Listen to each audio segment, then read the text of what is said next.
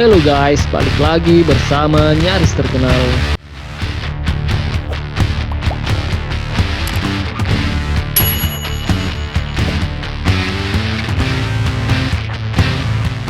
Kesabaran Cina selama setengah abad untuk perlahan tapi pasti menguasai perairan Laut Cina Selatan sudah menampakkan hasil.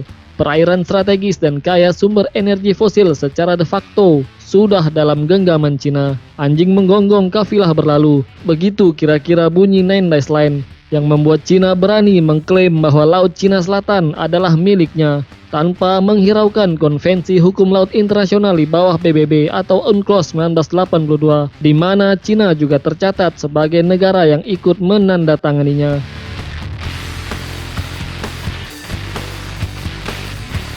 Meski Amerika menentang keras aneksasi halus terhadap Laut Cina Selatan, nyatanya sudah terbangun 7 pangkalan militer Cina di Paracel dan Spratly. Meski negara-negara ASEAN plus Australia dan Jepang memprotes keras berkali-kali, nyatanya kawasan perairan itu sudah masuk wilayah distrik Xisha dan Nansha Cina sejak April 2020.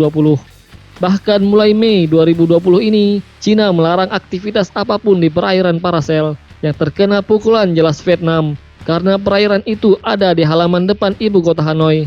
Kemudian dalam waktu dekat, Cina juga akan menerapkan zona identifikasi pertahanan udara atau yang dikenal dengan istilah ADIZ, Air Defense Identification Zone.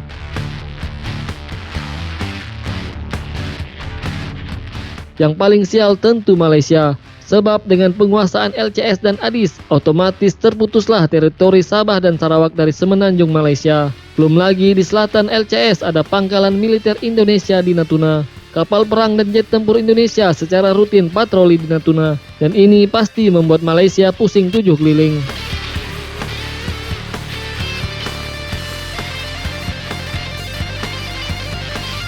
Dan tak kalah tegang tentunya Vietnam, di mana Vietnam berhadapan langsung atau head to head dengan Hainan dan Teluk Tonkin yang menjadi home base terbesar di teater selatan Angkatan Laut dan Udara Cina. Kemudian ada Paracel di depan hidung Vietnam. Apalagi ternyata di halaman zona ekonomi eksklusif sendiri tidak boleh ada aktivitas nelayan dan eksplorasi minyak. Tentu hal ini bakalan membuat Vietnam marah besar. Begitu juga dengan Filipina, kapal perangnya sempat dikunci dengan radar tembakan dari kapal perang Cina pada April lalu. Sejatinya insiden di Spratly itu todongan bersenjata paling serius yang dialami oleh Angkatan Laut Filipina, dan Cina tidak peduli dan terus melakukan intimidasi. Lantas bagaimana dengan Natuna? Siapkah kita menghadapi semburan api lidah naga yang semakin panas? Cukupkah hanya dengan nota protes diplomatik berulang kali? Cukupkah dengan menggelar operasi gugus tempur laut dan udara? Jawabannya tentu tidak. Di atas kertas, kuat apapun militer kita tetap tidak nendang di mata Cina. Bahkan semua kekuatan militer negara ASEAN digabung belum mampu menyeimbangkan kekuatan militer Cina.